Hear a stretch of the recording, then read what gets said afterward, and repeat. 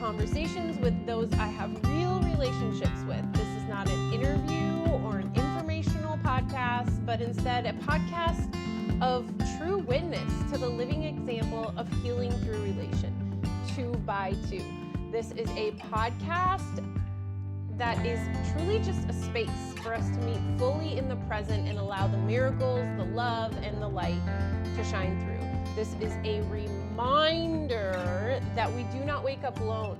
We remember the truth together, 2 by 2, as the light reveals itself in the space between us. And thank you so much for tuning in. I am so excited. I just got done with an absolutely amazing conversation with my dear friend Ewelina. She is no stranger to this podcast. She is my first episode, and her and I are no stranger to recording podcasts together. I have been a guest many times on her podcast, the Homecomings podcast, and today we dive deep into money and relationships and trust and really so many things, but the backdrop that is used in this conversation is that of money and money stories and how they tend to keep us stuck, and they keep us in this rat race in our mind of shame and guilt and scarcity and just so many things. And we have this just ability to believe that money is something necessary in order to have impact, that money is something necessary in order to be used as a tool. And we really kind of debunk that and share that how Spirit is using money as a tool always, whether you have a ton of it or none of it. It's just a tool, and neither is right or wrong, neither is bad or good, neither has more influence or less influence, but it's all so intricately woven into the script that allows for us to come in contact with the stories that are in the way of us experiencing the truth, the true love, the true connection, the true remembrance of the children of God that we are. So this conversation is absolutely amazing. As always, all the conversations that I have with everyone feels so amazing when I'm just really allowing myself to be in this place of connection and spirit. So excited for you to tune in.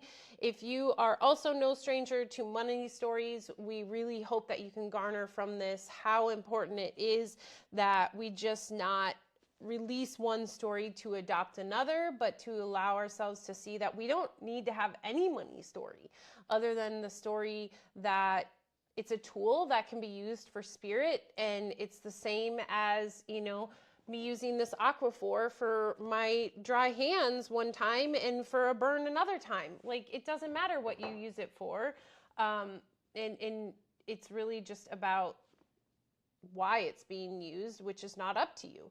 Now I'm going to go off on a tangent, but thank you so much for tuning in, and I am not going to continue. Instead, I'm going to allow you to listen in on this absolutely beautiful conversation. Please comment below what your thoughts were, what your takeaways were, and if there is any specific topics you would love for us to cover in the future. Yes, these are unscripted, but sometimes we have this little nudge in our heart, which we did with money. It's been a huge conversation in Lighthouse and in our one-on-ones. So we thought that it would be a prime opportunity to, in real time, dig even deeper into some of our stories right here with you. So much love. Bye. All right, we're good. So I say, who even cares? We're sitting here trying to figure out our cameras and stuff because remember I told you Tommy showed up not on camera, and I was like, oh my gosh, because he wanted good sound quality. And so then I moved through that, and then I have been crazy busy this week, and I haven't had time to listen to the podcast. And so this morning I messaged Julie, and I'm like, are you still listening to Light Between Us? What do you think? Blah, blah, blah. And she goes, yeah, I was meaning to tell you, I tried to play Tommy's this morning, and there's no sound. And she's like, I thought it was mine. And so sure enough, I went on, and there's missing media files. There's no sound on YouTube, on Spotify, which would also be on Apple Podcasts. But anyway, it's super funny too, because the title of Tommy's podcast episode is the script is already written, so relax. But you can't even hear it. But that's the title. Like, that's all you had to see, I guess, was like the banner. But anyway, I was able to go fix it. I just deleted it, uploaded a new one on YouTube, and then it looks like in Spotify for creators, you can switch out the file. So I'll do that. Yes. But I was like, of course. That is so funny. That's so funny. After all, like, the attempts to, like, you know, control Move and make sure it's like perfect and all that, and now it's like the freaking episode's not even playing. There's no audio. I know, and that's why Tommy didn't have a video, because he wanted good audio. Like, oh my gosh. Anyway, so that's hilarious. The things we do. The things we do. Yeah. The things we do. Yeah. So I'm so excited that we're back on again. Yes. And how are you? I'm good. I'm like really good. Yeah. How about you? Say more. I'm good. Well, I'm good too. I was also like kind of rushing a little bit this morning to get settled. It's so funny, speaking of control, because I was thinking about how the day was going to unfold this morning last night. And it's always one of those things where I'm like, wake up early just so you're prepared and everything. And like, I don't know, I got into like updating something for my website before we jumped on, and then I look at the time and it's 11:27, and then I had to pee, and then I had to set up my mic. So I ended up rushing anyway, thinking I'm going to have so much time to like be prepared. So I'm also kind of arriving like it just is. In the middle of, it just is. Yeah. I mean, if you think about it, like, this is just meant to be a natural conversation. And, you know, you're younger than me, but I think you still remember when people actually called the house phone, you know, your actual house phone. So, like, it's that, you know, you could be in the middle of, like, baking a cake or whatever, and the house phone rings and it's your best friend, but you've got, well, maybe you didn't have a cord. Did you ever have a cord phone? Yeah. Oh, Ashley, I'm not that young. Like, I was still around in the era where when the internet was on, and the modem was like you couldn't be on the phone when the internet was on. Yeah. I remember that. Yeah. Yep. So it's like the same, right? Like, we're so used to being able to plan out. Like, my friend, she messaged me, and, well, I messaged her and said, hey, let's catch up this week. And she's like, I'm so busy. How about the weekend? And it's like, we have to schedule a time. And I'm like, oh my gosh, like, we've turned everything into a business transaction. Like, everything. There's no spontaneity. And one day my friend Brandy called me out of nowhere, and I was running on the treadmill like full speed, and I'm like, oh my gosh, something must be wrong. And I answered it, and I was like, are you okay? What's wrong? She's like, oh, I forgot, we don't usually do spontaneous phone calls. No, I just wanted to chat. You have to plan for it in advance. Oh my god. So now her and I are like, funny. We intentionally do now. It's like, we're like, okay, let's connect soon. And it kind of just like opens the gateway to the spontaneity of just like, call if it works. Not if it doesn't, it doesn't. Well, like, I didn't grow up with texting until I was in high school. Yeah, I'm trying to think. When did I get my first phone? When I was 14 or 16. I forget. But even then, texting was like, you send one text because you have like a 300 limit every month. Yeah. So like, you couldn't exceed that limit. So because we couldn't text in advance, you just called, and if you were available, you were, and you had to take it, because, you know, unless you tell them, okay, call me back and whatever. But like, you're right, like that was how we lived, and now everything's like on a schedule. Yeah, so regimented. And like, it goes, I mean, I don't know which podcast episode we did of yours, but where we dove in about how routines, like how the ego keeps us like stuck when we're in routine. And if you think about it, that's like a massive routine. Like, that completely eliminates the spontaneity of like friendship and connection. Yeah. Oh man. I know. It has me like, okay, where are areas that I can be more like, who cares, right? Like, right now, like, you could have totally been like, Ashley, I need 10 more minutes. Me too, because I was like trying to upload Tommy's freaking podcast that has sound, and, you know, so we were both rushed. But it's really just allowing it, like, trusting, like, why? Like, we're here. What's the purpose? Well, you know, I'll also mention, I'm glad you texted me because I completely forgot we were meeting at 11:30 because the calendar invite still said 11. So that's even that's more. So I was like, oh, there's 30 extra minutes or whatever. Or like, it's earlier. So that's even more pressure for me to like, okay, make sure. But then you're like, oh, we're meeting at 11:30, right? I'm like, wait, yeah. Oh my God, I completely forgot. And even still, I still managed to fill those like right. 30 plus minutes with, I don't know. I don't even know what I was doing. Little things. Yeah. It's so crazy. Yeah. Mm. Yeah. My- But yeah, reminder to be more spontaneous and let go of like plan because clearly it still doesn't work out how we want it to no matter how we Right. try. Yeah, and it's like us wanting to like, future cast essentially. Isn't that what it is future casting of like, Our okay, I can't our favorite thing to do. yeah, can't talk to Ewelina today, but next week at 3:00 on Wednesday we'll connect. Not that we won't still do things like that schedule, but it's Yeah. like, okay, where can we allow for the spontaneity when that phone rings and it's your friend and you feel anxious you're doing stuff? How can you just like lean into the moment and just follow the guidance? Yeah, maybe the guidance still isn't to answer, but you can't hear the guidance if you're up in your head, already making stories. So, Well, you know what? I can actually share a moment that happened to me last week that kind of reminded me about that because, well, I told you my car battery died last week because it was so freaking cold. It still is here yeah. in Connecticut, but my car battery was overdue for being replaced. And then it finally just shit the bed one lovely morning when I was trying to go to my coffee shop. And I don't know if it was that day. No, it was the next day because the next day is when I had gotten it fixed.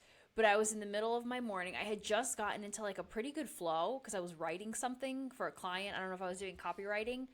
And like 5-10 minutes in, I see that my best friend is calling. And I was like, do I want to pick up right now? Because like I'm in such a good creative flow. Yeah. I'm so glad I did because I don't know, we were just catching up for a little bit. I had to do laundry anyway, so I had to step away for like a few minutes.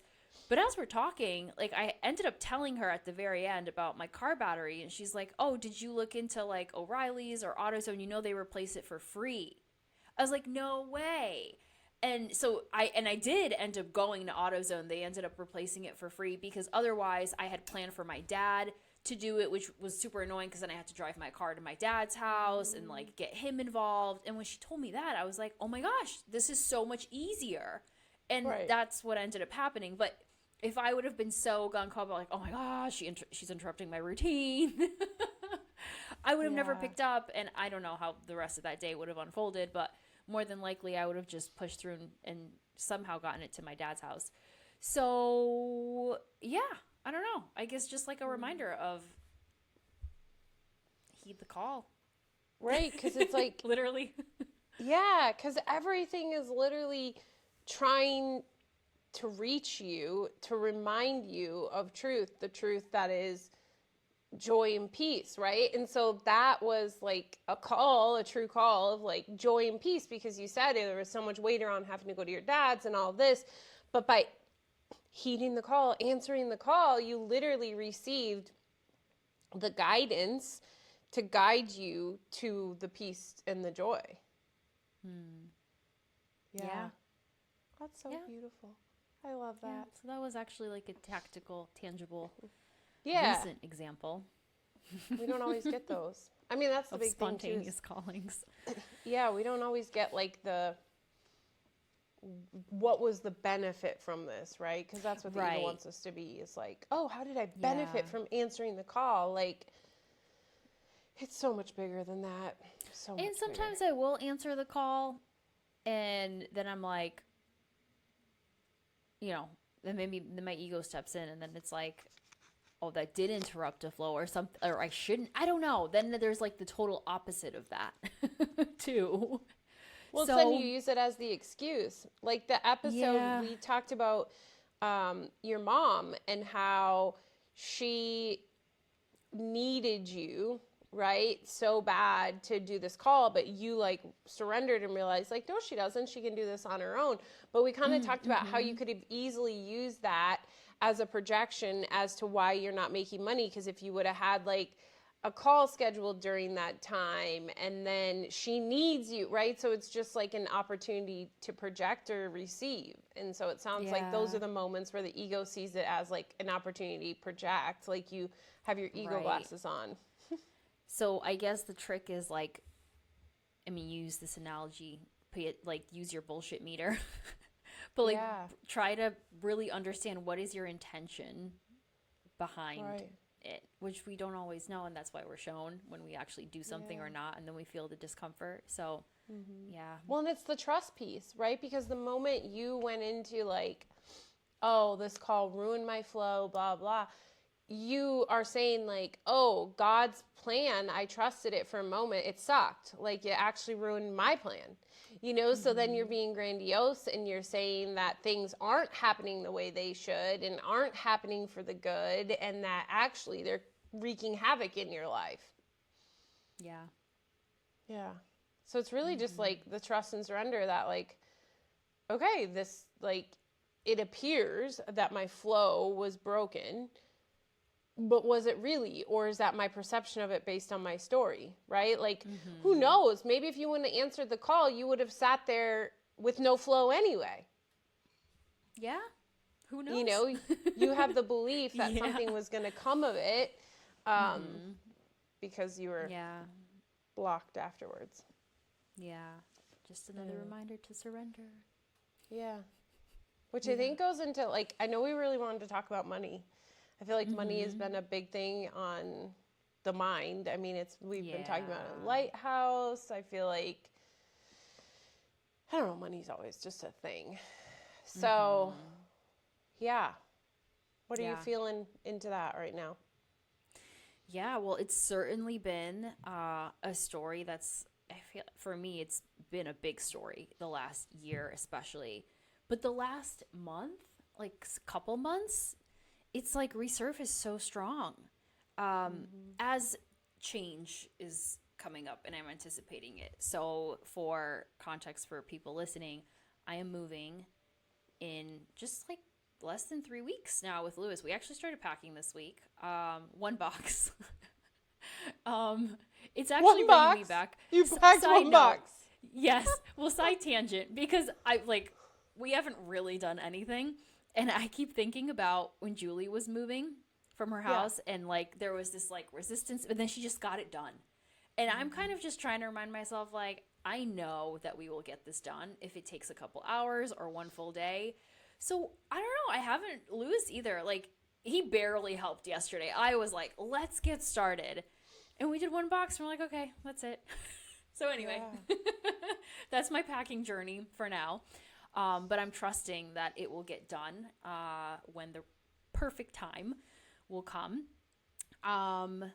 But yeah, related to that, I've mentally already started anticipating this move and all that's coming with it, primarily being some of the costs and expenses that are associated with it. So there are small renovations that my dad is helping me with, specifically in the bathroom, which I've talked about in Lighthouse and all that. But it's brought up a lot of the bathroom project, but also just the move in general has stirred up this excitement for me, but also you want to talk about future casting. I have this vision in my brain of what I want this apartment to look like. And so naturally it's like, okay, how am I going to pay for all this? I'm like daydreaming and like really, I don't know, again, future casting into the design, what I want to do with it. I love decorating, interior decorating, home decorating. I'm a designer. Like, that's for sure one of these labels and titles and identities that I've embraced. But specifically when it comes to home, that's my whole brand too. There's so much of this, I don't know, just this natural excitement of like curating a space and really feeling into the vision and the design and the creative that comes with that. So I have already set myself up with a lot of expectations around what the space should look like. And it's really been such a trip the last couple of weeks as we've had deeper conversations around the stories that I'm holding on to. But the money topic has just come out full, like at its full capacity. specifically related to Lighthouse too, because the investment with Lighthouse is really my biggest investment as of now, given the lower, I think in the last year, I've been humbled for sure with my business, but the income I've had has literally been just enough. Like every month, it's like just enough. And a lot of months, it actually feels a little scary. Like I hit like a low point come October. We've had that conversation about what that would look like, but, or what that did look like. And it prompted me to come to you and just express the fears that I was having. And what that looked like was like, I don't know if I could continue doing Lighthouse because my funds are so tight. So Lighthouse immediately became almost like the scapegoat. And the same story resurfaced again this past month of me coming to you and expressing, Ashley, I don't know like what Lighthouse is looking like anymore. And the more that we kind of poked and prodded and just had deeper conversation about it, I'm like, I feel like, well, what I realize now is there was definitely the money story coming back around, but it being projected onto, whether or not I should continue doing Lighthouse, my thoughts around it. And the deeper stuff there was like, okay, the question that you always ask me that I tried to sit with, but I'm like, I can't discern what this is. It's like, am I spending out of the ego or am I spending with spirit? And I think there was a lot of the expectations of just wanting to like get the things, do the things, bring this apartment vision to life that almost was coming in the way of, well, I don't know. I think it was just like the stories that were kind of blocking me from everything else. Like just that was my focus. So everything else is like, we got to cut everything off because I want to focus on this very specific goal. I don't know. That was kind of long-winded context, but that's context for the listeners. Context for the listeners' background. I mean, I like, your story is everybody's story, right? Like, this is such a story. Like, it doesn't matter if you have tons of money or no money. And we're navigating that in Lighthouse, because in Lighthouse, we're on all different economic spectrums. And the not funny piece, but the really cool piece, I think, that Spirit has shown us is like, you're all literally navigating the same story. It just looks different. Right? Like, someone who has way more money in their account still has the fear of scarcity. Someone who has no money in their bank account, the fear of scarcity. It's just like always this moment of scarcity. And it's the future casting. It's the belief that we won't have enough, right? Like you said, every month you always have just enough, but you get to this low point of the month, which to me is a point where it drops below your trust threshold, right? Like, it's almost like our bullshit meter. We build our bullshit meter. We build our trust threshold, or we release it. Maybe it's the opposite, the trust threshold, to the point that there's no like threat. We always trust. And so it's like, that's what I'm hearing. And when we talk about people that have different amounts of money in their account, their trust threshold is different, right? Like, when I was, at my lowest financially, my trust threshold was like, okay, how close are we to all of our debt being maxed out, right? Do we have 10 extra debt dollars on the credit card, right? So like 80 some thousand dollars in debt or something like that. I'd have to really add it up, but in credit cards. So to someone who has a lot of money in their bank account, that might instead look like, oh my God, I dropped below $100,000 in my savings, or even more, millions, right? Like 50 billion, whatever. And here I am like, oh my gosh, I'm almost, at $100,000 in debt. Like, we're not even in the top. But to me, if all of a sudden the next day I had $300 that I could use on my credit card, it would be like I was the richest person alive for that moment. I'd be like, all right, I can do that. Like $300, I can do this. But that person, I still feel that. Yeah, but that person though that needs to have $100,000 in their account, like, no, like that is way below their threshold. That is like, they feel like they're going to be homeless. They have no way to survive. They can't meet their standards. They can't meet their means. Like, that is that is beyond the freak out threshold. Like, they started freaking out like way up here. And so like that's a huge red flag that it's just stories. And you even tell me, or you say, and I see for myself too, is like, you're freaking held every month. You always have exactly what you need. Why do you need more? What is the more for? Yeah. Well, for me, and this is actually, there have been more revelations around this topic this week as I have had conversations with Lewis, my boyfriend, about all the finances too, you know, talking about the apartment and looking at our collective debt now and all this stuff. And I think it also helped me illuminate even more where I was placing expectations where I would spend. Because for me, and you had asked this question in Lighthouse, like if I had X amount of whatever dollars, like what would be the first thing I would get? And it's like, I think I used the example of like new bedding or something. I think it was, bedding. It was bedding. It was really expensive bedding, but yeah. But I would want to furnish the apartment because that's been my like vision as of the last couple months of just like wanting to curate this next space and make it beautiful and whatever. And Lewis and I had deeper conversations around this week where not only have, for me, I've really been kind of just like looking at the bigger picture of my spendings with like specifically with Lighthouse, what I brought to you, but also in the greater context of our relationship, in where do the extra funds that I have, like where are they actually going? Because as of right now, it's been just getting by, like the basics. When there's a little bit, like, because every month something comes up, whether it's like a baby shower or a birthday party. So though, like, it's literally just like, it's been giving in that extent. And I think I've been so excited about finally like having the money to just like spend to like create something for us.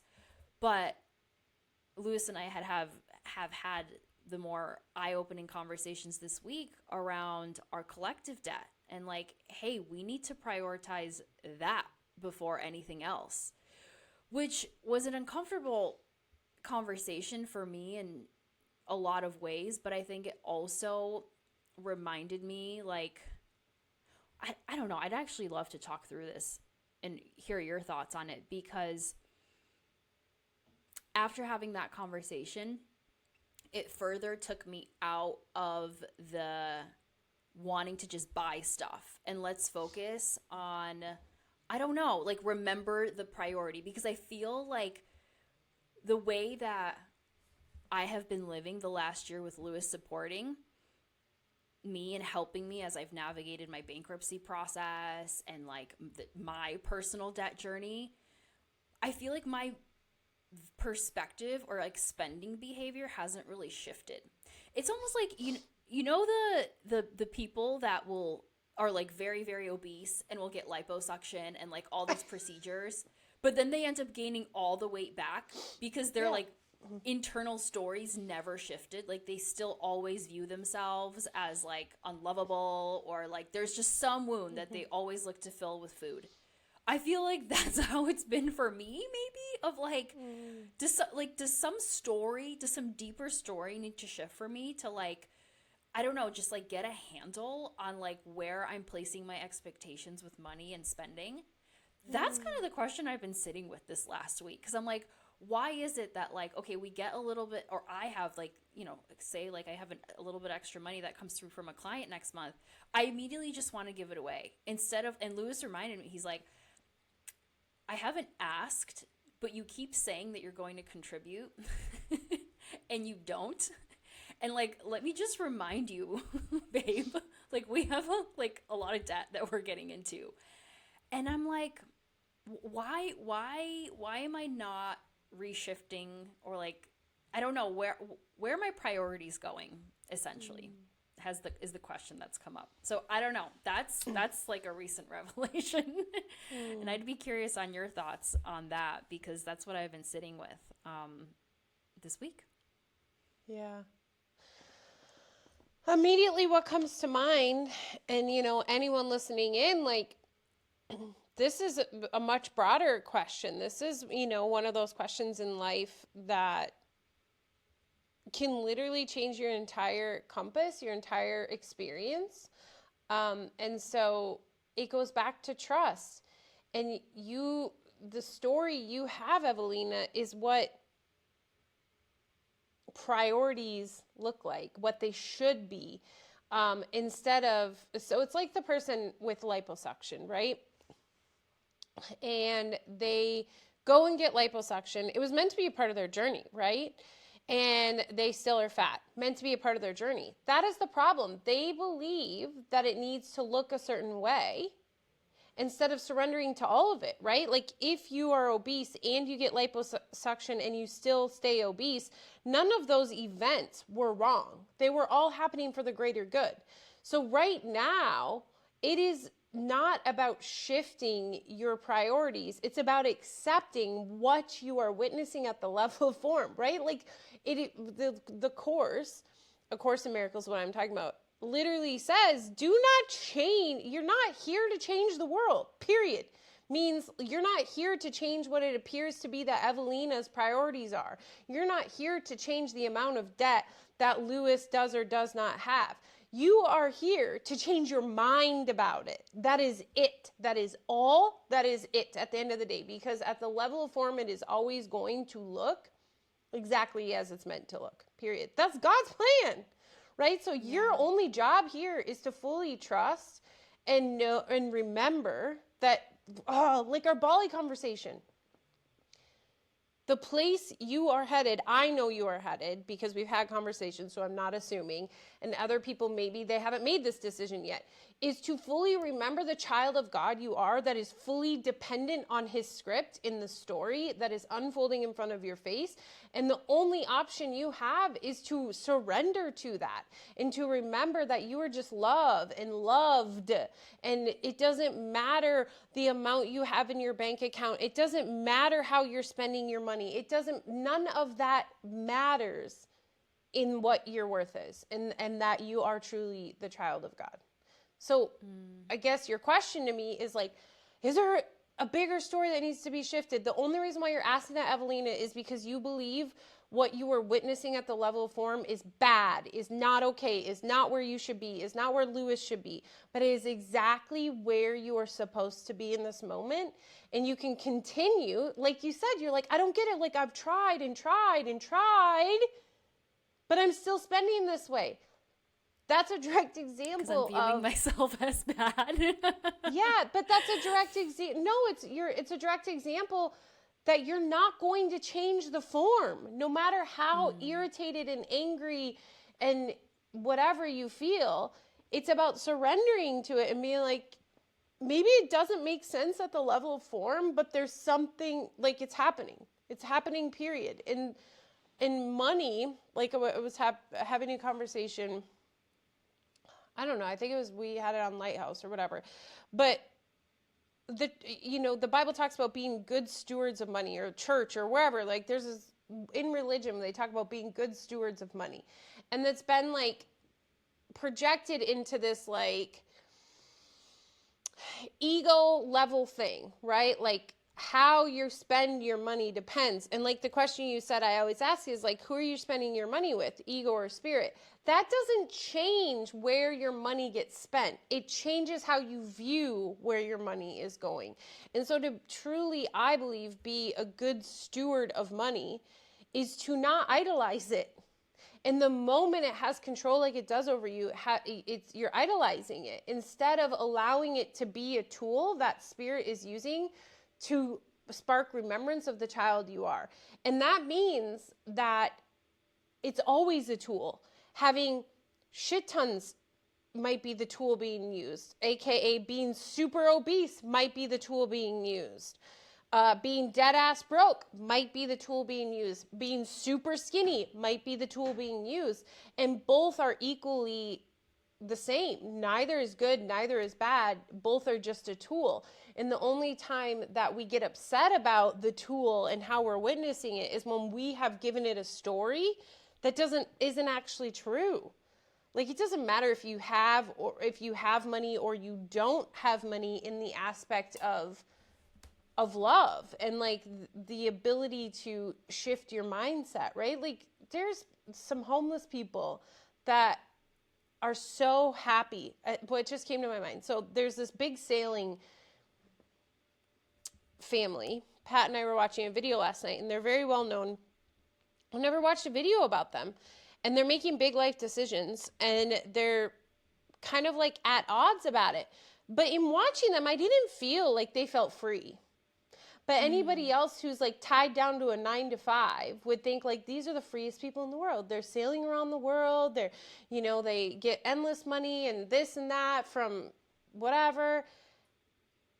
Because that's a perspective, and you can be free anywhere in any monetary situation, broke, whatever, or you can be captive to it. And that's when you create it to be an idol. And so, I don't know, I've gone off on like a soapbox, a TED Talk.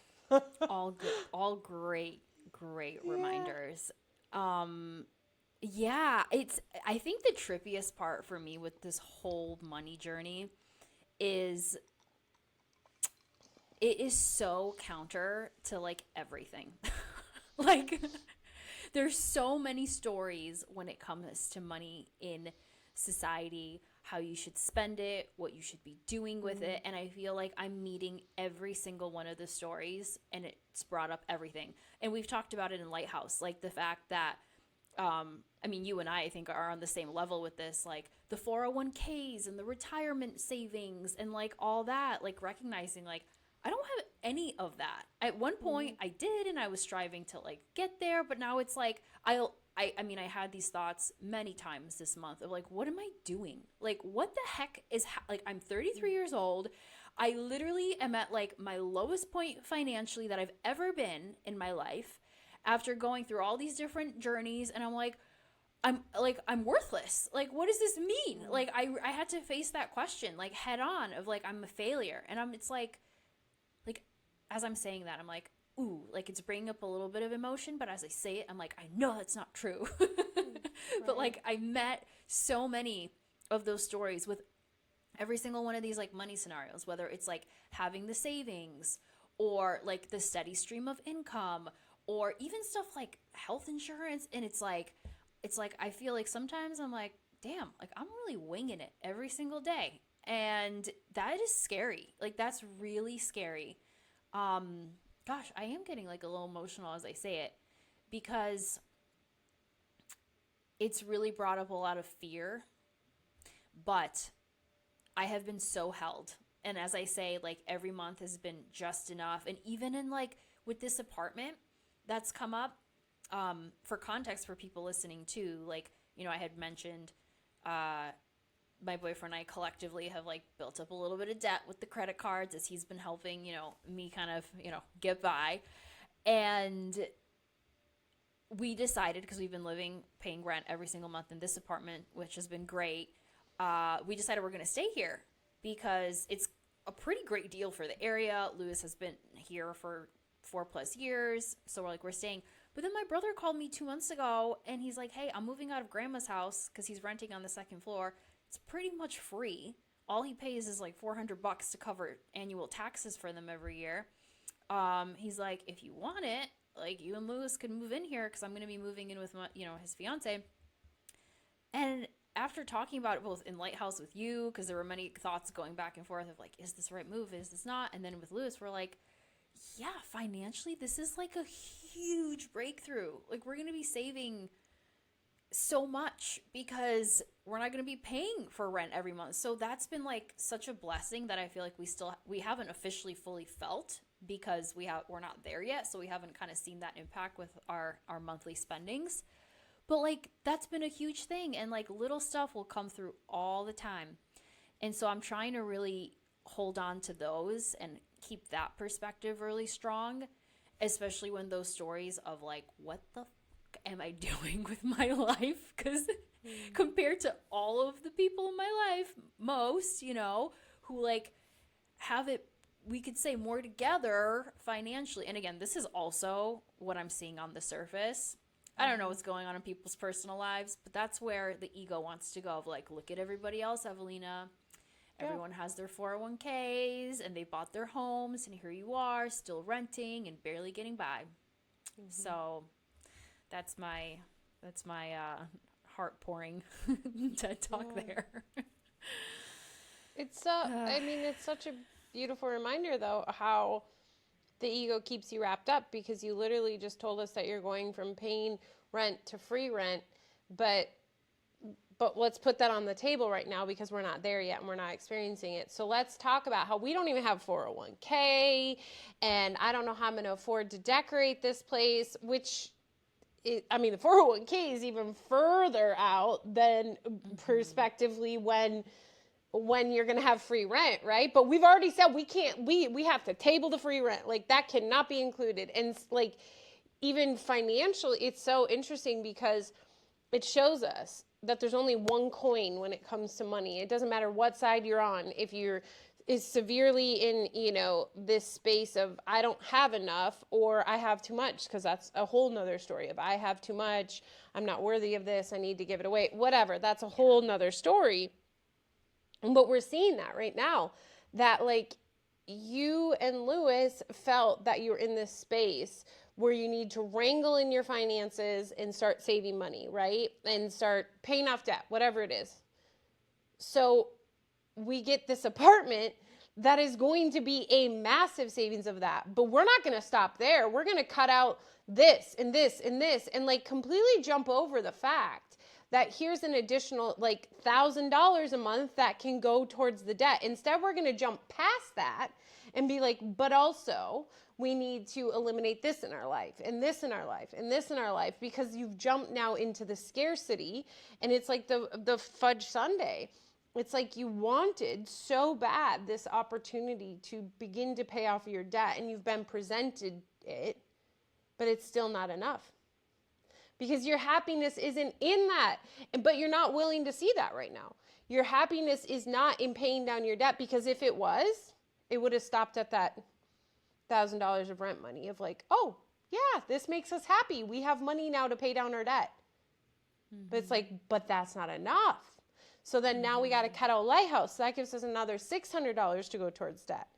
But that's still not enough, because now we want to buy this bedspread and this, and like, see, it's a carrot. The list goes on and on. Yeah. And on.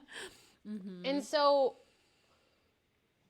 what I hear, and I believe it states something like this in the Bible. I know it talks about in the Course in Miracles, but you cannot serve two masters, period. Yeah. So when you are viewing it from that your master is money, you suck. You suck at the game right now, right? When you view it as your master is money. But when you view it as your master is God, the immense trust that is, like we talked about the one day of like waking up early and stuff. And I said, like, the hardest discipline that I have ever worked on is the discipline of trusting God in every moment, right? Like, yeah. I'll get up at 4 a.m. every freaking day. I will run 20,000 miles, but to trust God, that is like a whole new ball game. And that can look like, an injury, right? Running 20 miles a day, and then you get an injury and you can't run, and trusting that's a part of the script instead of the shame and guilt that you shouldn't have done X, Y, and Z, and pushing yourself when you're not ready, and like all these things. And same for money, right? Is like you trust for a moment that you're exactly where you're meant to be, that the tool's being used the way it's meant to. So example, I was thinking, like, my Etsy store has just like become the most beautiful reminder of this for me. So my Etsy store started with the purpose of money gain. We have a friend's wedding in Sicily coming up, and we don't have the means right now. Right now, it doesn't financially make sense for us to go. But it was actually the girl that's having the wedding who presented the Etsy store. So I was like, oh my gosh, wouldn't this be great? I even said it to Lighthouse, wouldn't it be so cool if in her, wedding card, I said, we're only here because you sparked the idea of opening the Etsy shop. Really, we didn't have money and I didn't tell you. Oh, she might listen to this. She did listen to our first podcast. She might no listen to this. future casting there at all. Yeah. But so anyway, it's one of those weird things. It's like, you still future cast in moments where you feel inspired. So it felt inspired. So then I future cast and gave it a story of like, because of this is the story, like this was our way that we always needed, right? And so in the process of this, I was always, and it was to fulfill an addiction of thrifting, a love to go thrifting. But what it has really metamorphosized in, and I see now that spirit used my preferences, used the ego stories of needing money, vintage shopping. It has brought amazing connections with people. And I now see it as this opportunity to spread joy, but through items. So you and I talk about, like, say we want a new t-shirt and like we want it so bad and we're going to love it. And we do, and we get it and we love it. And it brings us so much joy the first week we wear it. We'll even give it like 3 months. The first 3 months we wear it, we're just so, we feel like $1,000,000 in it until we don't, right? So the joy is fleeting because it's a dopamine hit. It's believing that your shirt contained the joy, right? Mm-hmm. But what my hope is through this is that in the notes I write that go with these items, I'm creating a story. I feel like I'm doing like a Jesus moment. Like Jesus made parables. He met us at the story level for us to understand something that was so much greater than parables could ever explain, right? He met us in stories. So like one lady ordered candlesticks, and I was like, I hope these illuminate your room and remind you of the beautiful light within you every time you look at them, and that it sparks a smile. So my hope is that we are creating a story in this item so that when the joy of receiving it has wore off as the item, it contains a memory of the joy that's always within you. Always, right? So then, like when you create a story, if I make a story about something, you always think of that, right? Later when you see, like Aquaphor has been a lifesaver for me of my dry skin moving from Bonaire to here. And, so anytime you see Aquaphor, at least until a new story comes in, you're going to think of Ashley and how she shared on the podcast that Aquaphor has saved her hands, right? Like, because that's how the brain, the ego, keeps you wrapped up is in stories. But we know spirit can use stories. We know Jesus used stories. We know we can use stories to help spark that remembrance. So I know this is a very long-winded thing, but essentially it started out with the master of money until like remembering, which didn't take very long. If we're meant to be in Sicily, we're going to be in Sicily. It has nothing to do with the Etsy store. And the more it unfolds, I see that because like we're just making enough to buy more and to send more, and buy more, send more. Like Pat's like the chances of this making enough money to get us in Sicily is slim to none. But that still doesn't eliminate that we may or may not be in Sicily, right? Like that is still a thing. Or by another means. That's what I'm saying. Like there's still other opportunities. Yeah. Right. So, but spirit used our financial situation. Like if I had endless amounts of money and already bought my tickets to Sicily, I never would have started the Etsy store. These people would never be getting these thank you cards. And like, it's so reminiscent of something I started back when I was big in the business world. But still, like I always talk about, like there was like this internal knowingness, but it was unicorn horns. So I randomly had this like moment where I bought all these unicorn horns, and my goal was like to become like this unicorn mission. And I wrote these little note cards about how we're taught not that we're never meant to be heard or seen, but we're these magical, mystical creatures just like a unicorn, and we're meant to be seen and heard. And, I hand wrote them out, and then I signed off with, we're all just walking each other home, Ram Dass, my favorite thing. And they were like those obnoxious unicorn horns that kids wear at parties. And so my mission was for it to become this anonymous spreading of joy where, like, say, Ewelina, you have a friend that is struggling. You could just literally send her address to this email, the Unicorn Effect. It was called the Unicorn Effect, to this email, and an anonymous horn with this message would show up to her house and be this like reminder of the truth that she is, the love, the light that is within her. But I went broke not long after, and it was like $5 a piece to send these. I mean, I even was in contact with the distributor in China to buy like thousands of them, but it was my goal to spread the joy right? It like anonymously, and now I see like, oh, my Etsy, like I always had this vision. That's what this Etsy store is. Like I sit and I hand wrap them and I, write these notes, and it just feels so joyous. Yeah, Pat and I get into the money sometimes, but ultimately, like, if in my mind, if you were a business person, you'd be like, this is never, like, you're never going to make enough, but we're making enough to continue to go meet people when we're out thrifting and to continue to extend this remembrance. Like, I just think, like, this lady bought this creamer, like the little creamer thing. Like, it doesn't even matter what it is. And like, she sent this picture, and it appears to be, she put it on the review, and it appears to be like in a big room. But in the thank you note, of course, I did some sort of sparking of remembrance. Every time you see this, it sparks a smile or whatever. And just to know that she has this item in her living room that now has the remembrance of the love that is within. It's just like so cool. I don't know. Yeah. No. But it started out with money. Well, I think what you're touching on that I keep thinking about, that is definitely ultimately the reminder for me in the season, is to see, to shift the perspective and see the beauty that's happening with all the circumstances. And I was thinking as you were talking about, I think like, so with your Etsy shop, no, I'll say this, because objectively, someone could look at it and see either what you're seeing, like the potential for spreading joy, or they could be like, what the heck? Like, you're wasting so much time. You're not getting any money, et cetera, et cetera. So there are definitely two routes there. And I think with all my circumstances, I have for sure been seeing it in more of like the negative of like, what the hell? All these stories keep coming up. They feel very hard. I'm like, when am I going to finally get through this? Like, I keep thinking, like, when are these stupid money stories going to dissipate? Because I'm so tired of them. Like, I just want them gone.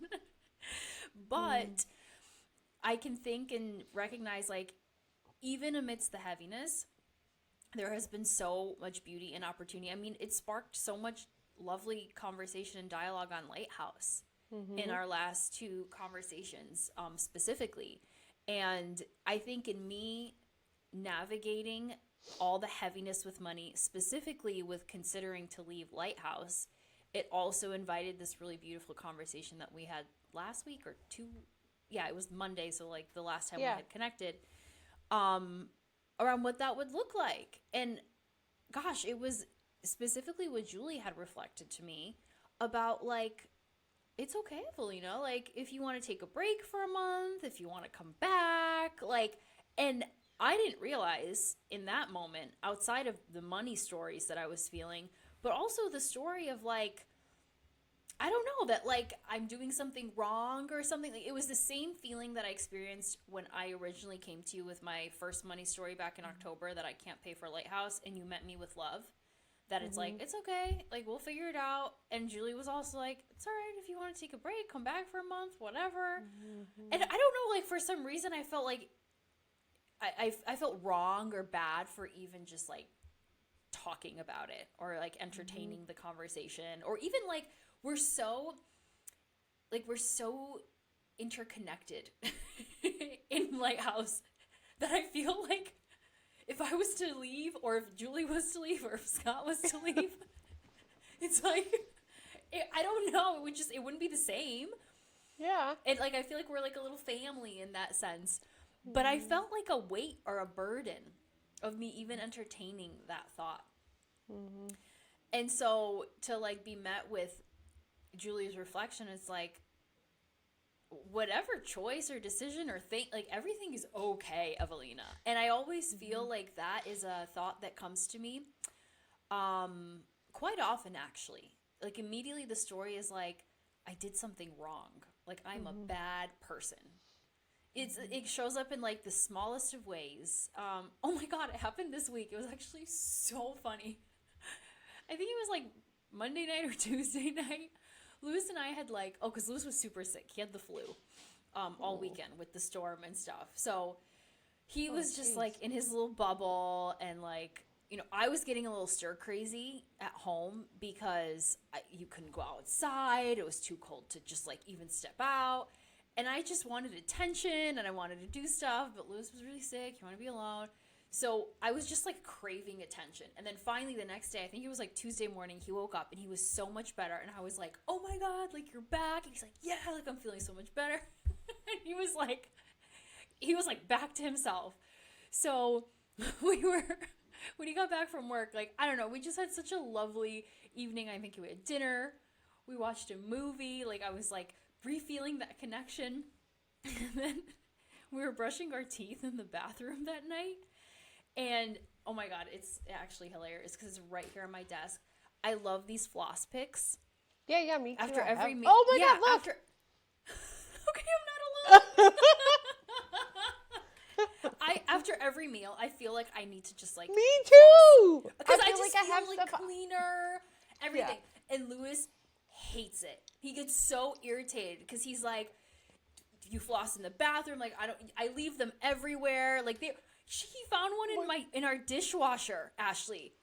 How it got in the dishwasher? It must have been on your dish or something. I don't know, but he literally was like, "Are you kidding me right now?" And I'm like, "Babe, I don't know what to say. Like, I just, you know." So I don't know. We were brushing our teeth, and I started flossing, and he made some super snarky comment of like, "Could you like not do that right now?" And immediately my mood went from like 100, especially because I felt so like connected and happy, you know, like being reconnected with him, to like negative 100. I was so angry and irritated because the way he said that comment made me feel like I did something wrong. And like a part of me but I was so viscerally upset. Like it was like the highest high to the lowest low, that not only did I want to punch him in the face, but like I also felt like I wanted to cry. I was like, I was doing nothing wrong. And like you scolded me for flossing my teeth in the bathroom where you tell me I need to floss my teeth. Right. And we had this hilarious conversation about it afterwards. And this is turning out to be a really long-winded example. Good. But all to say, like that was my immediate reaction, is like, oh my God, I'm such a bad person. And it made me so frustrated in that moment. So I don't know how I even got on this tangent, but that's just my inclination always, is like, I'm wrong. I'm bad. No one loves me. The world is ending. Right. But it's like the biggest piece is it was followed by immense connection, right? Like, so again, this journey is like, we're in this journey of remembrance of the child of God, but it's not just remembrance. It's acceptance. It's acceptance that you're held. It's acceptance. That's what trust is. Trust is fully accepting that you're being cared for and you're loved and you're worthy of it. And so like you went those days, literally everything is a reenactment, right? Everything at the level of form. So if we look at it, it's a reenactment. It's like you went days cut off from the love of Lewis. And then when you re-experienced it, it was so overwhelming to the system that you needed to shut it down. That's actually, when I was feeling that, I was like, I wonder if it's because like I just refelt the love so much that my body was like, let's see what happens here. We're going to have Lewis make a really snarky, really insignificant comment that I internalized like it was the end of the world. But that's the thing. Like we look at a child, they think not getting ice cream is the end of the world, right? Because it really is to them. So even like diminishing his comment, it's peanut butter jelly. Remember, peanut butter jelly is always, it doesn't matter what it is at form, words, what you see, it's how it's perceived in the moment. And how it's perceived is how it is received. And so you were already in this state of like immense love. And so like we talk about in Lighthouse, like the rock tumbler, or even, anything, like I envision those, I think it's like memes and stuff where it's like a old statue breaking apart and like all this light is beaming through different parts, right? And if you watch that all the way to the end, I think it's even at the beginning of The Chosen, like everything breaks apart and it's just light. Like it has to push through. So it's like you were in this state of light, which is prickling, which is shining, but there's still stories in there. And so in the process, it almost illuminates the stories. The stories are brought, like you're in this state of light. So here's one of the stories coming forward. And are you going to shine light, or are you going to be like, oh, let me go into the darkness with it? Mm-hmm. Yeah. I will say though, and I'm thinking of PQT, pretty quick turnaround. Pretty quick turnaround. Lately, I have been noticing how much faster I've been turning it around as I remember, like, Ewelina, this is like your story coming up of you are bad. And I just think to like, because of course, I think our romantic partners and relationships amongst family probably too are our biggest mirrors. And like at the beginning when Lewis and I started dating, after like the initial like, oh, we're in love, then like the uncomfortable conversations and like deeper reflections started coming up, especially when I moved in and like we were around each other all the time. You couldn't really escape it. I couldn't go into my own room by myself and journal and be by myself and take 3 days to recover and turn my mood around. Like I was forced to like in real time. And how beautiful that Lewis is the type of person. He's like, we're talking about this right now and we're going to clear what's heavy. We're not going to go to sleep angry. We're not going to fester. Like, we're talking about this right now. And that has been the most uncomfortable thing for me, because when I feel those feelings of feeling wrong or bad, the last thing I want to do is, like, talk about it and open up. Because I want to sit in that. I want to feel... But, and I it's interesting. It's like I want to feel that, but I also maybe don't want to admit that I was wrong, or that, I overreacted, or whatever the scenario is that we might be like bickering about. So the more and more that we've been able to have these uncomfortable conversations, the more that I'm recognizing how much quicker I'm able to move out of them and like shift the mood. So like I went from 100 to negative 100. But then when we went to sleep, we talked about it, and it was like, okay, it flatlined. I was like, all right, I'm over it. Like, we laughed about it. I was we were through gritted teeth at first. I was, like, so angry. But I was like, I realized how hilarious I was sounding when I was talking about it. Then I'm like, it's fine. And I don't know, we had, like, another conversation not too long ago, like a couple weeks ago, where I was also feeling great, and then we started talking about something that completely shifted my mood down. The conversation got super heavy. I was on the verge of like getting emotional, and then I'm like, I'm okay. And then I brought it back. And I've just been paying more attention to that and thinking how last year or whenever, just past versions of myself, I would really sit in it for a long time. So pretty quick turnaround is getting even quicker lately. I mean, that's the beauty of it. Like PQT, for anyone listening. PQT. Julie in Lighthouse, right? Julie brought it up. Yeah, she created this pretty quick turnaround, because the truth is, like you and I always talk about, Ewelina, like we have these stories we will face a lot of times, and so it's not about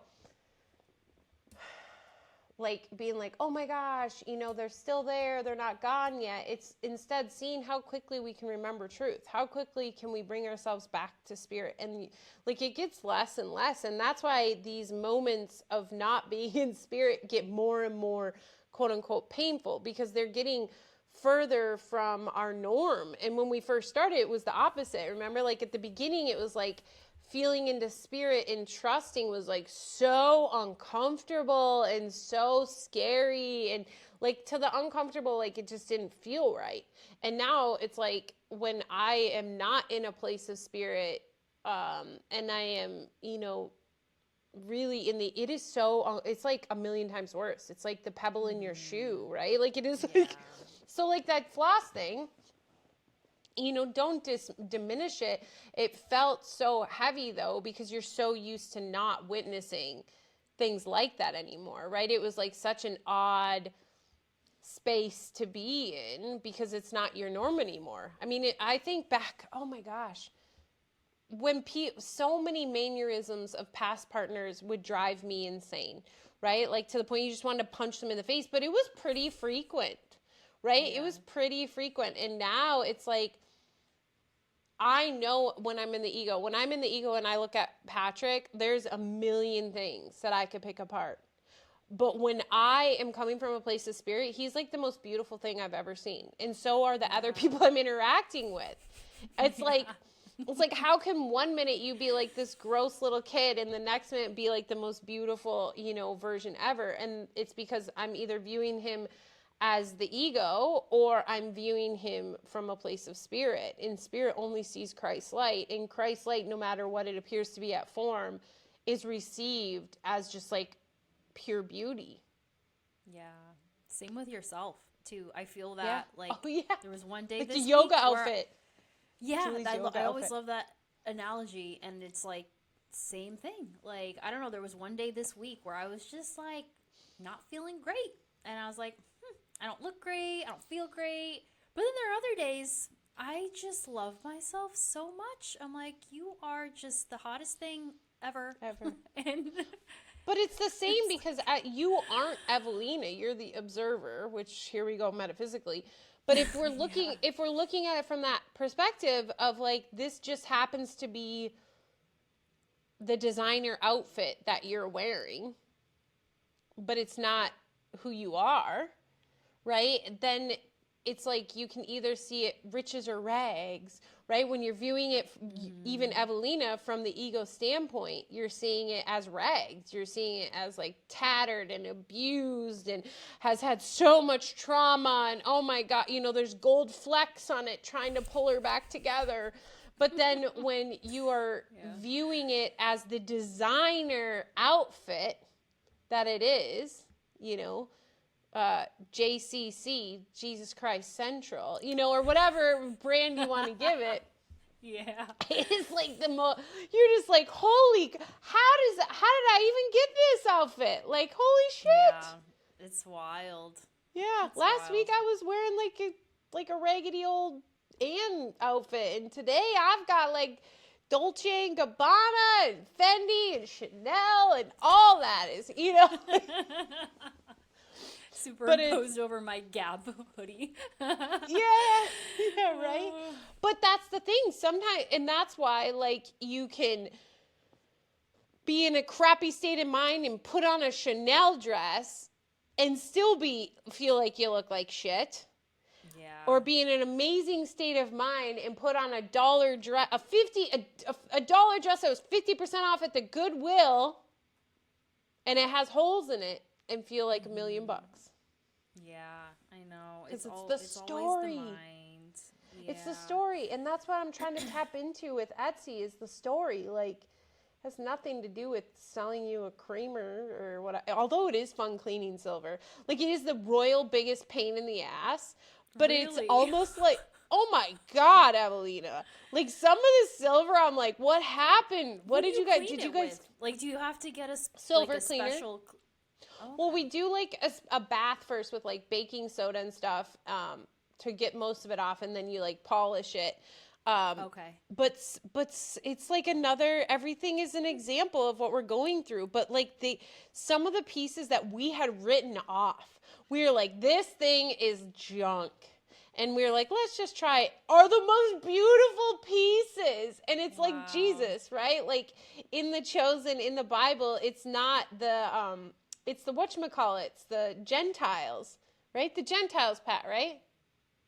Is that who Jesus is, the Gentiles? The people that listen to Jesus, it's like the people that have struggled and stuff. It's called the Gentiles, right? Yeah, the Gentiles. So like the not ones that you would think Jesus would, automatically have follow him. It's like so it's just like that. It's like some of the ugliest pieces that we pick up turn into the most beautiful things after we just like give them love. I mean, like hours of love. But, everything's always a representation. It is. So, and it's like back to the money stuff that we kind of started on. Yeah, it's just wild because the more that obviously we like have these conversations and dive into this stuff on Lighthouse, it always comes back to that. But man, to like get to that place and shed those stories, that's the work. Well, yeah. And it's like, even yesterday, I was talking to this guy and lady at Zumba, and they were like, well, what did you do before Etsy? And I was like, well, Etsy's just like a fun thing. Like, and then I, started sharing that with social worker and then created my business or whatever. And somehow the lady said, well, it sounds like you're really successful in your business. And my ego went in. I was like, well, we make enough to live. And then later I was like, yeah, that's really successful. Like, because it's not about the amount of money coming in, it's my perception of it. Like, literally, it is a means, it is not the end. It's a tool being used. And like, I even have started to get to this place of like, when I look at, finances or whatever, if we have exactly what we need, it's like, oh, here we are again. We're right back to where we were, like exactly what we need in this moment. And it always works itself out. Like, even the Etsy shop too, at one point I was like, watch, we'll make exactly $680 this month because Ewelina doesn't think she can pay Lighthouse.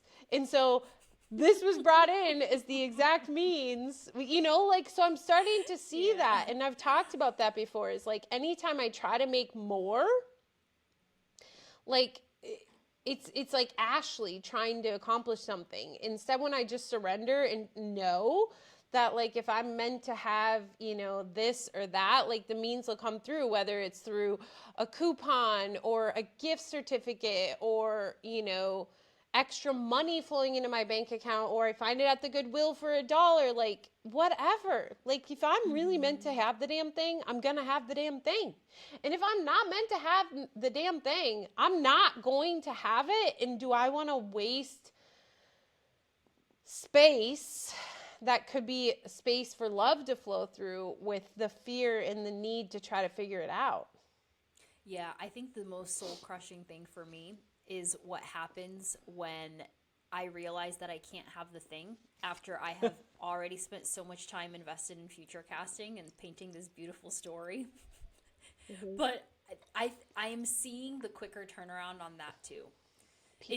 I think that has been for sure, interestingly enough, through this form projection that is an apartment, that story play out of like, oh my God, where are you putting all of your just like weight and stuff in, and like, thinking all these things where it's like, it's okay, just let it go. Like, what's meant to come through will come through. So yeah, that for me, I can feel that again, quicker turnaround, but also where I'm learning to release those stories. But then something came up too when you were talking about the success thing. I listened to a podcast with Tony Robbins this week. Oh gosh. And I really love him. Like, I know with all the money stuff, and especially like the more we've been untangling, here we are talking about money and we're using like Tony Robbins as an example. I mean, he serves a part, he has a part in the play, so. He does. And I don't know. His story is really beautiful. And I was like crying listening to his podcast. Like, it was really so touching. But something he said at the end, he was talking about success, and he brought up the piece about fulfillment. And he was talking, it's like, no matter what accolades, money, whatever you have, he's like, if you don't have that fulfillment piece, because people will look at people who are successful and think they made it, but are they actually fulfilled? And I think that could be a personal definition for like, what does fulfillment mean to you? I think, is it peace and joy? Is it love? Like, those things. So if you think about where you are with everything you're doing with your business, whether it's the Etsy shop or Lighthouse or everything else, like, are you actually happy with all that? Because I think that ultimately is what all that means. And as I ask you that, I ask myself that same question of, despite all the uncertainty and, unknowns with that I grapple with, I still really love everything. Like, this week has been actually quite illuminating for me because with the storm and just the freezing temperatures, I barely go outside. If I could do one walk a day, which I haven't really even been doing. Yesterday I went for a walk, today I haven't.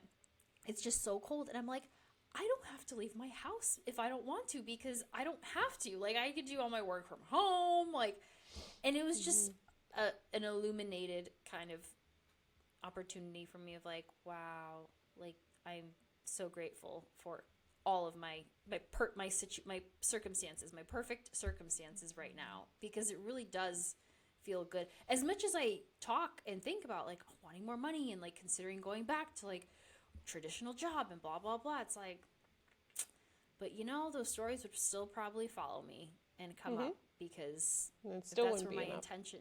Yeah. So I don't know. But I think that's a beautiful example of it, is like the essence of it really. And I think that's why, like, I realized, I was like, oh my gosh, I'm like a podcast, a house sitter, a mentor, whatever you want. You know, I have one-on-one clients. I have a group. I have an Etsy shop. I am kind of an assistant for the owner of this house. I like all these, like doing all these things. And to most people it would be like, oh my gosh, like you're all over the board. And like, that's the freedom. The freedom is that when the call comes, I listen, and I don't let a story get in the way of like, I mean, literally, Etsy shop makes no sense for us. We live out of our suitcases. Like, people, we live, you know, like right now we're house sitting. We're in, you know, this house for 4 months and then go to another one, which we do have set up. So those things, but still at the end of the day, like, we don't have our own space per se. So this is just kind of like a traveling circus. We're like a traveling circus. But that's the true freedom, is to just listen. When the call comes in, to listen. And you can only listen if there's not stories in the way of experiencing it. Because at the beginning, the Etsy shop was stories, right? And if I still was in those stories, I'd be really disappointed in this Etsy shop. Let me tell you that. If my story was still, this is the means for us to go to Sicily. Yeah, I've had lots of sales, but by no means are the means to go to Sicily coming in. And no means are the means coming in, you know, to compensate for this or that. But I had to relinquish and be like, again, just see them as the stories they are. Oh, that was a story. And Spirit used the story to get me here. But yeah, it's like, that's freedom. Freedom is literally not being tied to anything here at all. Like whether it, and I think that you got emotional when Julie said to you in Lighthouse, I give you permission. I give you permission to leave Lighthouse. I give you, you know, and to me, that is like the chains that bind us, right? They talk about it in the Bible, the chains that bind you.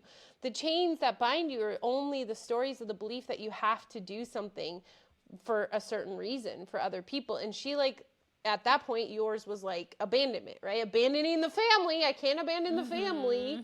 You know, you had shared it with me, but it was easy to share with me because this wasn't our first rodeo of talking about money, and it was the second month. And I said to you, I was like, we didn't come to a resolute at all. And I was like, I invite you to share this with the whole group. Like, this is a private thought holding you back from receiving the miracle.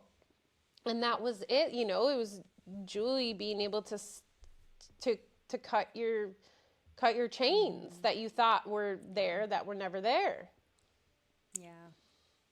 Yeah. So I think that's what we're here doing. The chains that bind us are the stories on both sides, right? So when you're sitting here, we'll go back full circle, questioning what big story you have to release in order to start spending correctly. This like doesn't make sense. Yeah. Well, that's like manifesting, that's right? Well, yeah, that's classic personal development type of stuff. Unblock the story before you can move forward.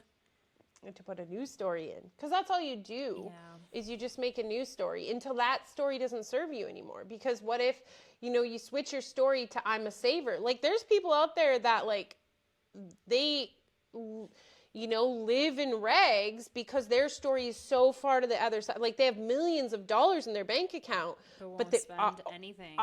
Right. So then what if you just flipped your script and all of a sudden you and Lewis, like, you know, wanted to start a family, but you haven't saved enough yet. And then all of a sudden you're 55 years old and you're like, oh shit, like, we're still saving for the family. I'm 55. I don't even know if I can have, you know what I mean? Like, it's just a different, you're being slave to something else, slave to saving.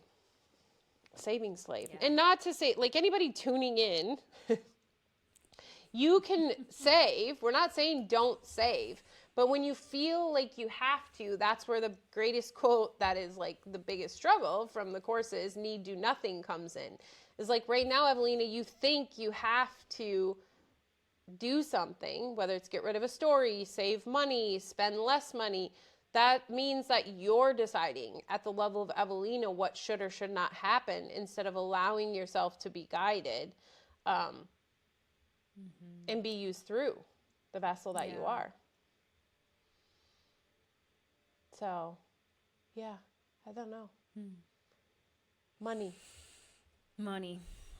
The book that Julie recommended, though, I don't know if you've gotten it yet. Yes, but I'm waiting for it to come in.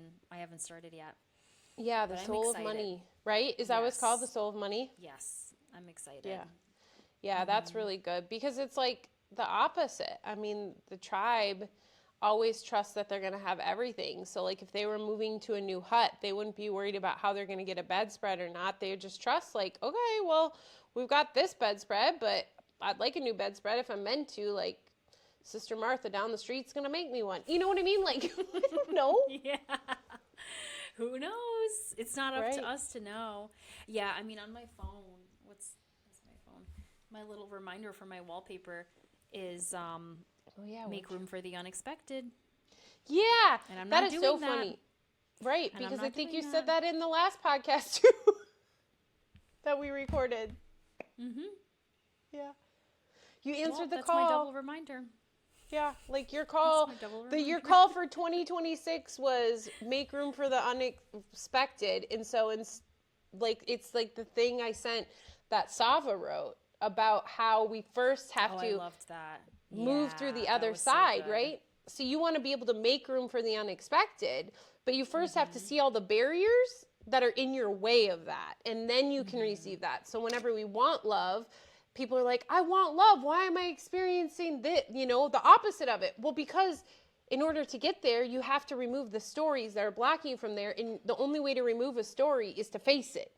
You have to, you know, not face it in a personal development like, I'm going to go to the darkness, but it will be brought forward and you have the opportunity to latch onto it and hold on to it and continue to allow you to block it from what you're seeking, which is actually happiness and joy. But or see, oh, this is one of the, I asked for the ability to have space for, you know, the, whatever your words were, the unknown, unexpected. But now I'm seeing why I haven't had that space. Look at all these barriers. My money stories are crazy when it comes to that because look at, they're just flooding in. Yeah, well, that one, and I think what we had talked about, because I have two sentences. It's be in connection with all around me and make room for the unexpected, because my word is connection for the year. Yeah. And the connection story came up really quick, also with the apartment, because I'm working with my dad. And it's brought up a lot of friction between us, because, like, I want certain things, and, like, blah, blah, blah. And I'm like, this is completely defeating the point of not only what this interaction could be, but also my word of the year. So I think in both ways, again, I asked for it and I'm getting it handed. If I choose to see it in that way, then I can move through it. But if I keep like, you know, clenching my fists and stomping my feet, then I'm like, okay, then that's defeating the purpose. So I think I'm seeing it for sure. Right. It's the gift being given to witness the barriers that have been there. I mean, that's all we're asking for, like joy, right? My word of the year is joy. So essentially what I am seeking joy. So now I'm going to witness all of my barriers to joy. They're going to be right front and center. And you know, when it comes into personal development, they would call that your reticular activating system, right? Yeah. They talk about like if I say Tony Robbins talks about all the time. I mean, the things that are talked about are so like, yes, true. It's just what are we using them for? And are we using them to unwind or wind deeper within the illusion? And so it's like, I am seeking joy. You are seeking connection. So we're more hyper aware of when we can see it, but there's a roadblock in the way. So that roadblock's like, what the F? No, I said I want connection this year. So then that's what we think too, right? When we make our manifestation boards or we choose our word of the year, we've been taught in personal development that that's what we're going to get. Set your mind to it and you will get it. It's not that you don't have it. You have it. You have connection. I have joy. But I have placed dams. And so when I set my intention for only joy for the year, like Julie in Serenity, I can't wait till we have our next call. But when I set an intention of joy, I am going to be faced with all the dams.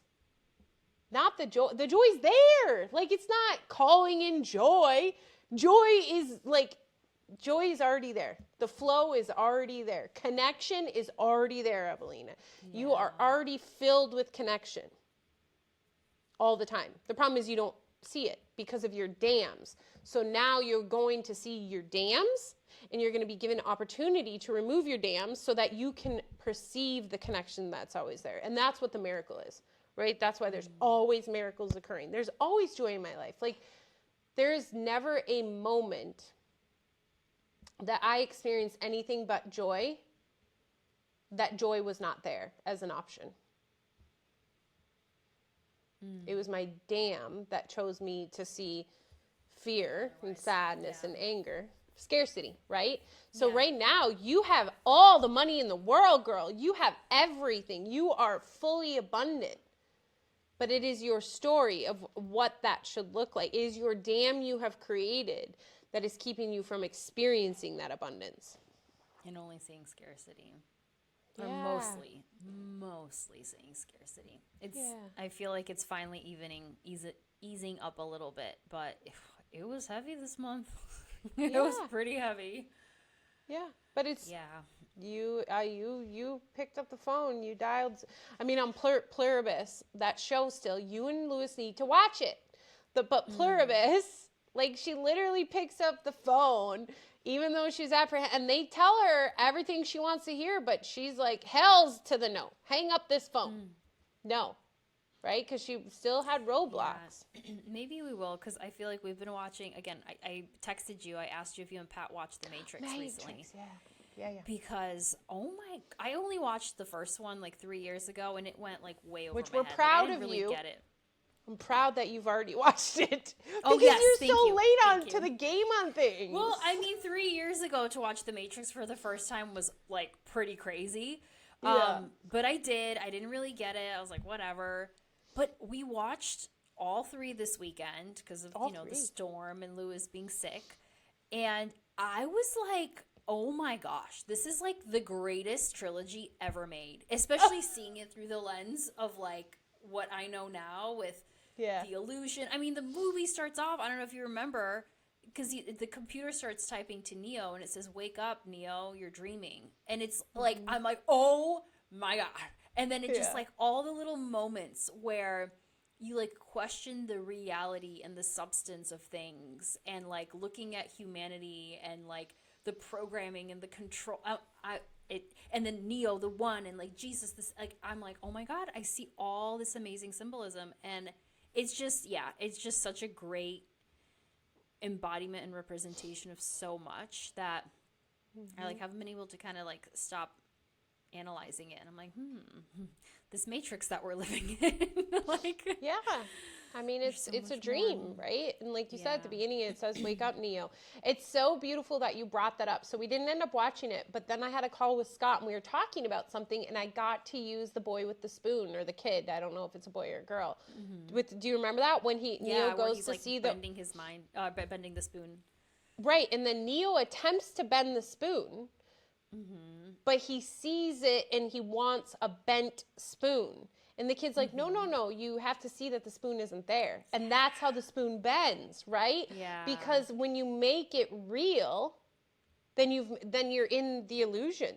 Then you literally are in the, so when you're making money real, you're in the illusion. But the kid's like, no, it's not about, oh, I want a bent spoon. Oh, no, it's not about I want more money. It's about seeing it for what it truly is, which is nothing. And then things just happen. Trippy. Yeah. So trippy. Yeah, so good.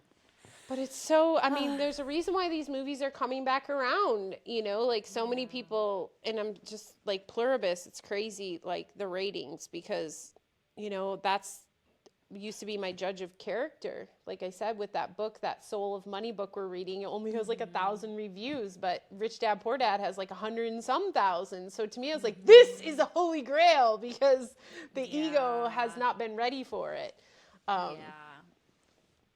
Yeah, I'm excited to dive into that. So we'll see what comes up. But further unwindings from money stories. I'm here for it. I've been here for it, but I think I'm finally starting to see it with a little bit more lightness. So grace, giving yourself grace. Scott's word of the year, more grace. Yeah. Yeah. Oh, well, today I just love, I mean, we're going to have more. This is just so beautiful. And I'll do my best to make sure the sound is on when I release this one. But yeah, so much if it's love. meant to be, it'll be, and if not, then we'll see. We'll see. Yeah.